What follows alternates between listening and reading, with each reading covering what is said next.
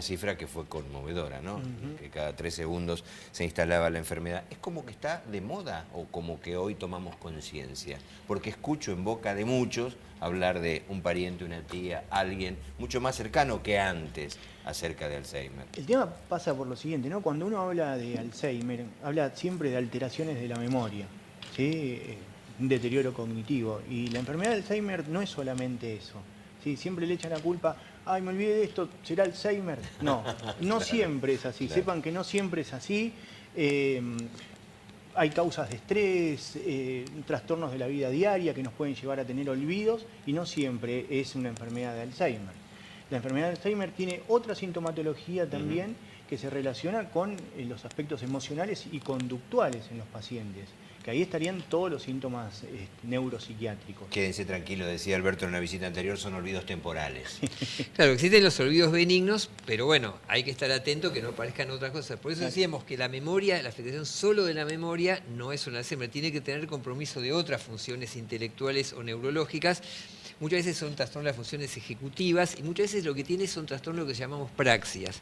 ¿Qué son praxias? Son las cosas que uno aprende y después se ejecuta automáticamente. Digamos, cuando uno se pone una camisa, uno no dice, bueno, este botón, este botón, este botón. No, uno lo hace automáticamente. Afeitarse yo no, por ejemplo. Pero bueno, son cosas que uno hace automáticamente y el problema es que el paciente con Alzheimer es que pierde lo que se llaman las praxias, o sea, no sabe cómo tiene que hacer para ponerse la ropa, no sabe cómo tiene que hacer para usar los cubiertos, no sabe cómo tiene que hacer para subir una escalera, por ejemplo. Yo tenía un paciente que no lograba subirlo a la balanza, por ejemplo, para pesarlo, pero el paciente no sabía, es como que pierde la coordinación de la secuencia de movimientos para hacer actos que teóricamente son automáticos. Ese deterioro es pausado, no es que ocurre de golpe y No, pierde realidad, la conciencia de subir.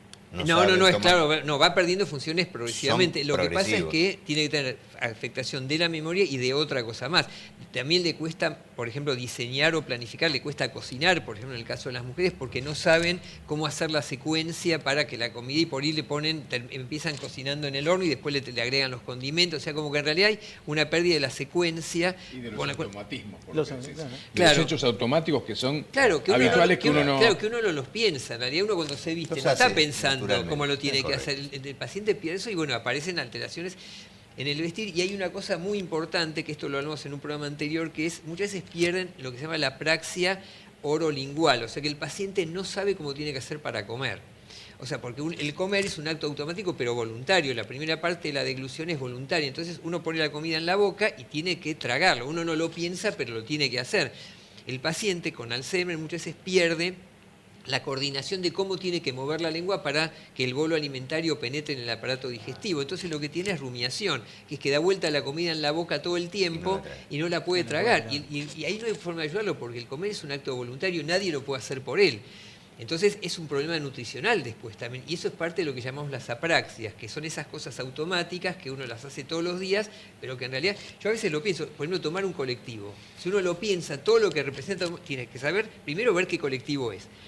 ¿Dónde está Pararlo, ¿dónde está el aparato? Digamos, estirar la mano, subir, pasar la tarjeta, uno lo hace automáticamente, pero si uno piensa lo complejo que es eso, y el paciente con Alzheimer pierde eso, empiezan todos los problemas de desorientación que después vamos a charlar, ¿no? Me quedé pensando en la deglución de la comida, ¿no? Llegado a ese límite nunca habíamos, por ejemplo, nunca había tomado conciencia que eso podía ocurrir. Sí. Vamos a aprovechar la Vamos, diapositiva, sí, ¿qué te sí. parece?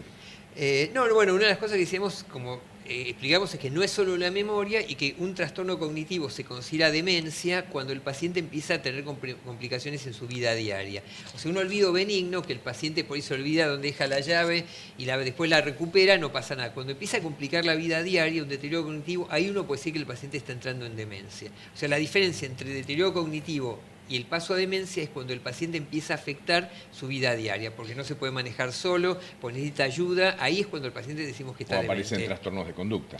O aparecen trastornos de conducta. Lo que pasa es que ya eso suele ser un estadio un poco avanzado donde el paciente ya está demente probablemente. Lo que ¿no? pasa es que generalmente vos sabés que las personas mayores tal vez son o más intolerantes o tal vez, viste, montan en cólera tal vez con mayor asiduidad que tal vez otros que, bueno, tratan de ser más reflexivos. Entonces, eso también es un dato que también a mucha gente se puede asustar. Uy, pero yo estoy ahora cada vez más intolerante. Me dicen, sos un cascarrabia, sos un uranio. No, bueno, lo que pasa es que uno no trata la personalidad del paciente. O sea, si el paciente tiene esa personalidad, es su personalidad. Se podrá y no, grabar o no, o ahondar o no, pero ya la tiene. Claro, una cosa importante es, bueno, Claro. qué cosa es normal, es una característica y qué cosa es una patología. Porque uno trata conmigo, trata patologías, no trata personalidad. Después, trasplante de cerebro no lo podemos hacer, así que bueno. Pero ese es el tema.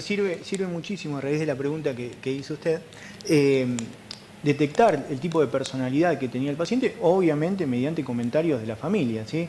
Porque se suele relacionar muchas veces que estos pacientes tienen un desorden de personalidad, ¿sí? Un paciente que durante toda la vida fue impulsivo, con baja tolerancia a la frustración, con mala relación interpersonal, al perder los filtros naturales, ¿sí? Producto del paso del tiempo y de la enfermedad de Alzheimer, suele exacerbarse más esta sintomatología. Entonces se vuelven más impulsivos, se vuelven más intolerantes. Digamos, por algo no todos los pacientes con Alzheimer son iguales ni tienen los mismos trastornos de conducta en realidad, ¿no? Hay pacientes con Alzheimer que son bien tranquilos y otros que no, que es lo que dice Gastón de la personalidad previa también, ¿no? Y cuesta muchísimo encarar el tratamiento con estas personas. A diferencia de otros que van recién tomando conciencia de la sintomatología que va teniendo, esos olvidos los quieren suplantar con chistes, porque cuando nosotros realizamos la evaluación, no sé, le hacemos dibujar el test del reloj, que es un test muy común para evaluar a los pacientes. Esta es la evaluación de las primeras consultas. Es la evaluación de las primeras consultas, junto con el mini mental, que es una evaluación muy común que se realiza en el consultorio. Te pediría que no la hagamos. No, Sí. quédate tranquilo que por no. favor. Y le decimos que diga, que marque, dibuje tal hora en el reloj que tiene que dibujar, y dice, en tal hora yo hacía tal y tal cosa. Quieren suplantarlo con algún recuerdo, tema. claro, un chiste, por no tomar Su conciencia defensa. de la situación. Claro, es la defensa del mismo. Qué Vos bárbaro. en una serie de test que ustedes pueden hacer en el consultorio, pueden arrimar mucho el diagnóstico clínico, como dijo acá Sí, Alberto. sí. O sea, con su historia clínica, el bagaje de síntomas que tiene y esas pruebas, ustedes ya pueden orientar un poco el Sí, diagnóstico. lo importante cuando llega el paciente a la consulta es ir paso a paso, ¿sí? Para nosotros es importantísima la semiología que le realizamos al paciente, la anamnesis que realizamos a los familiares y al cuidador. Después se realiza una evaluación neuropsicológica y nos ayudamos muchísimo también con exámenes de laboratorios, resonancias magnéticas nucleares de cerebro. Todo eso es lo que nos sirve a nosotros para armar el diagnóstico de la enfermedad. ¿Los pacientes vienen solos o vienen acompañados? No, vienen habitualmente? acompañados. La mayoría de las veces acompañados. Una cosa importante, lo que mencionó Gastón recién, es que muchas de las cosas que uno pide no son para confirmar, sino para descartar. Claro. En realidad, uno pide exámenes de laboratorio y estudio de imágenes para descartar otras cosas, porque hay pacientes que tienen lesiones vasculares o tumores cerebrales que por ahí pueden simular. Entonces, estos estudios no confirman el diagnóstico, sino que descartan todas las demás cosas. Contrario al que imagina, me está mirando, imagina, bueno, quiere confirmar. Claro, tal no, cosa. uno lo pide como es para descarte, descartar. uno pide como descarte, claro, Sí, que sí, no sí. tenga una lesión cerebral que sea quirúrgica, por ejemplo, y que no sea una lesión. Entonces uno pide como descarte, porque como decíamos, el diagnóstico es puramente Es clínico, clínico. ¿no? Teníamos más. Sí, por favor, adelante. Las la estamos que sigue. pasando. Sí. Bien.